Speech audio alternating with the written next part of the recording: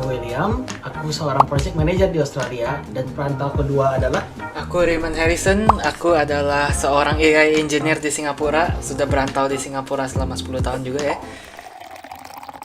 kadang-kadang orang tuh nanyain visa. Jadi visa tuh ada kastanya. Contoh, orang yang datang ke Australia, kalau misalnya berkokok, lo pakai visa apa? Ada 3 jenis, ada WHV, ada student visa, ada protection visa. Jadi kalau orang-orang kesini pakai WHV, biasa mereka lulus S1. Cuman kerjanya mereka apa? Metik anggur, jadi itu sapi. Yang dulu Koko juga pernah tuh pas lagi vacation, Koko bosen ngapain juga ya, cari duit. Koko pernah tuh kerja di pabrik sapi. Itu semua orang antara pakai protection atau WHV. Jadi protection atau WHV, mereka kalau protection visa kadang-kadang mereka ada yang nggak lulus SMA. Mereka pura-pura pemerintah, aku homo, aku nggak boleh nikah di Indo, aku mending ke Australia aja. Atau enggak, pemerintah, aku kebanyakan utang di Indo, gue dikejar-kejar sama debt collector, aku mau kabur nih ke Australia. Jadi begitu nyampe ke Australia, mereka tuh dapat bridging visa menuju protection visa, visa proteksi. Jadi tujuannya mereka kesini tuh buat beli waktu buat kerja di Australia. Udah kerja sebanyak-banyaknya, udah beli waktu, mereka tuh nggak boleh pulang lagi ke Indo. Begitu mereka pulang lagi ke Indo, mereka didepak lah, udah nggak boleh masuk lagi ke Australia. Itu orang-orang yang pakai protection visa. WHV, mereka kadang-kadang dipandang rendah sama orang-orang yang kerja korporat dan lain-lain. Nggak juga sih, Koko nggak terlalu mandang rendah, soalnya ya circle-nya Koko sendiri aja banyak WHV, banyak student dan lain-lain. Nah, kadang-kadang bosnya Koko sendiri, Koko kan kerja di construction industry ya. Orang-orang yang pakai WHV tuh kadang-kadang sama bos Koko, wah, they just do fuck all gitu loh, kayak bla bla bla bla bla. Koko mikir lah, mereka juga imigran sama kayak gua. Mereka mah cuma kuli doang gitu, kayak mereka nggak ngapa-ngapain. Kalau mereka disposable lah, kalau misalnya mereka dipecat sehari juga besok-besok bisa dapat lagi gitu loh. Pokoknya kadang-kadang orang Australia itu punya pikiran ke orang-orang WHV, mereka mah bukan apa-apa. Padahal mereka punya satu. Koko tahu itu. Jadi beda visa, kadang-kadang kastanya tuh beda. Terus citizen Australia kadang-kadang mereka tuh suka merasa mereka privilege. Maksudnya privilege, lihat orang-orang luar aja kesini, mereka tuh pengen begging, tolong aku pengen PR, aku pengen jadi citizen. Kenapa? Soalnya kalau misalnya kamu dari negara yang tidak terlalu itu ya gajinya kecil kan. Begitu ke Australia gajinya langsung gede. Makanya mereka kayak ngemis-ngemis PR di matanya orang Australia lah. Ini orang-orang dari luar tuh kenapa gitu ya, ngemis-ngemis banget. Emang negara kalian apa? Begitu denger tuh UMR di Indo berapa? Begitu denger tuh UMR di negara-negara kayak India dan lain-lain berapa? Mereka, iya sumpah segitu. Ya, tapi kan Nah, cost of living-nya berbeda banget. emang cost of living juga berbeda. Nanti Koko bakal jelasin lagi di podcast sebelah tentang cost of living di Australia.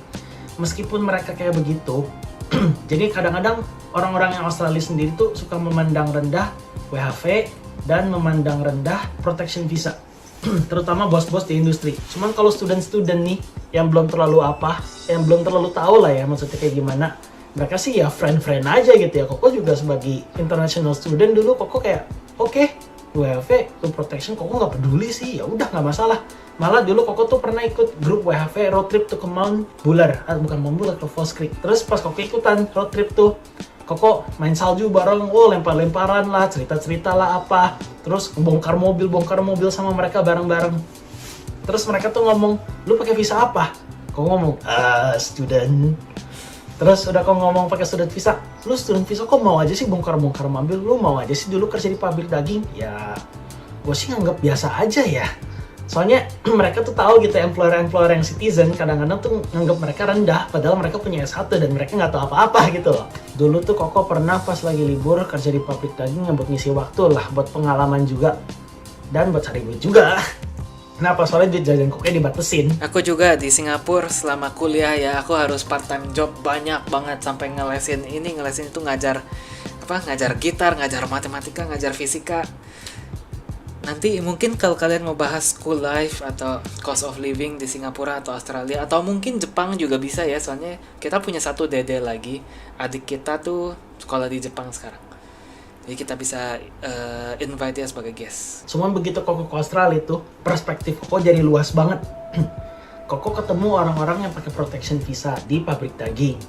Koko tahu gitu ya, perspektif orang-orang yang middle to lower class Indonesian tuh kayak gimana. Yang emang mereka bener-bener pengen ngebuktiin, oh iya aku bisa cari duit dari luar negeri, aku boleh ke Indo, aku merantau, kerja sekeras mungkin, Udah gitu pulang lagi ke Indo buat ngebangun usaha.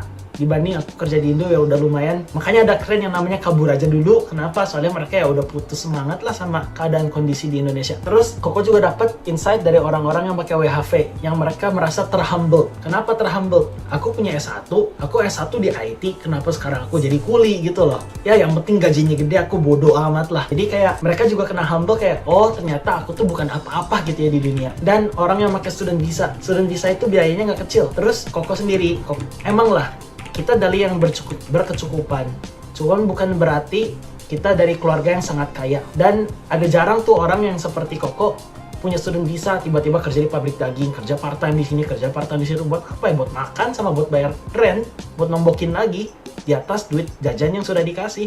Kenapa? Soalnya duit jajannya nggak cukup. Biaya hidup di sini sangat besar.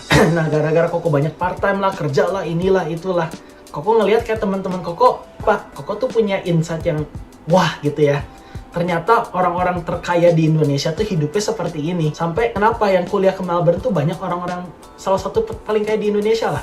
Sampai temen gerejanya Koko dulu aja, pacarnya, dia tuh yang punyanya Jarum. Terus ada temen Koko juga tuh, temennya temen SMA Koko di Melbourne, dia yang punyanya Sinar Emas. Koko kayak, oh berarti gaya hidupnya mereka tuh kayak begini ya.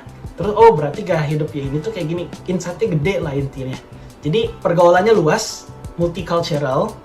Udah pergaulan luas, multicultural, begitu kesini juga gimana ya, sama orang-orang lain dipandang beda lah. Jadi orang yang benar-benar orang Australia sudah citizen di sini, mereka memandang visa tuh beda kastanya gitu loh. Meskipun orang-orang bahkan international student yang orang paling kaya di Indonesia aja mereka nggak terlalu peduli gitu, kayak lu kaya lu nggak kaya ya bodo amat, gue temenannya gue temenan gitu loh. Mereka nggak terlalu peduli. Kan sama-sama merantau di sini. Kesannya juga mungkin kalian ya sama-sama merantau kan, jadi sama-sama perantau dari Indonesia mungkin lebih nempel sama sesama gitu.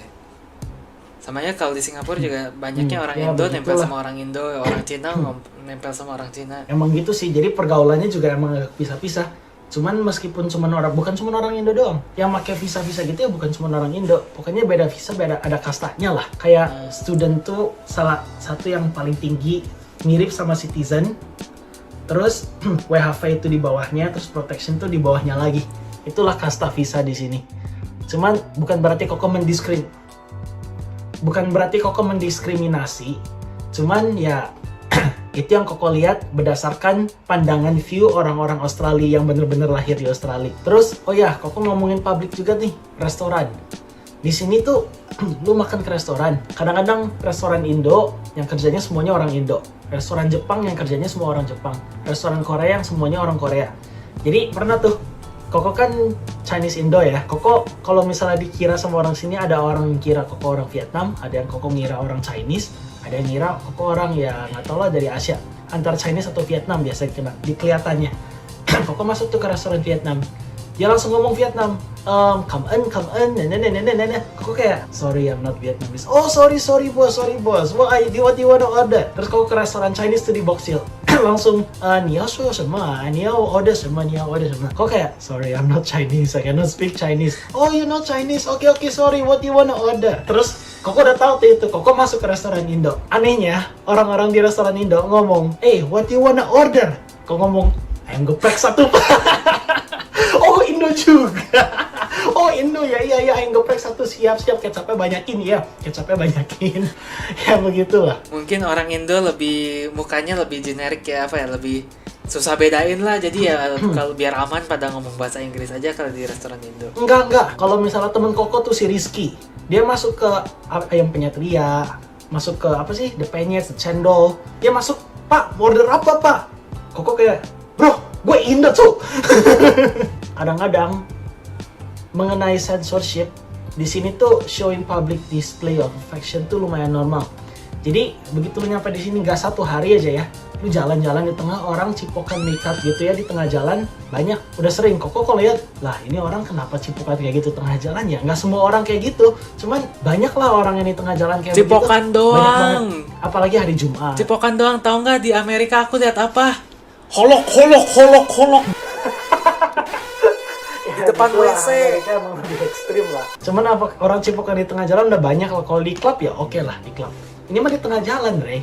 Di di trotoar, cipokan. Beda sama Indonesia ya. Ya berarti begitu ya, kayak beberapa culture shock gue yang gak pernah ke negara seperti Australia. Dari Indo tiba-tiba masih bocah tengil kayak gitu, umur 15 jebret masuk ke sini. Kayak gimana? Dan kalau misalnya kalian pengen lebih tahu tentang culture Australia, culture Singapura, di Jepang, di Amerika, terus ada beberapa negara-negara lain juga yang kita bakal podcastin, dan beberapa negara-negara lain juga yang sudut pandangnya sedikit berbeda lah. Nanti juga gue bakal jelasin dari cost of living di sini, gaji rata-rata di sini, cara dapat visa, cara dapat beasiswa ke sini juga gue lumayan tahu lah ya. So nanti akan aku jelasin lagi di podcast berikutnya. Ya, jadi tujuan dari podcast kita ini ya, kita mau mencoba membawa perspektif luar negeri kepada orang-orang Indonesia supaya kalian juga bisa berpikir secara lebih internasional, bisa terbuka pikirannya seperti waktu pikiran kita juga terbuka saat kita mulai merantau. Oke, terima kasih udah nonton guys. Yang subscribe, amin, cepat kaya. Bye-bye. Bye-bye.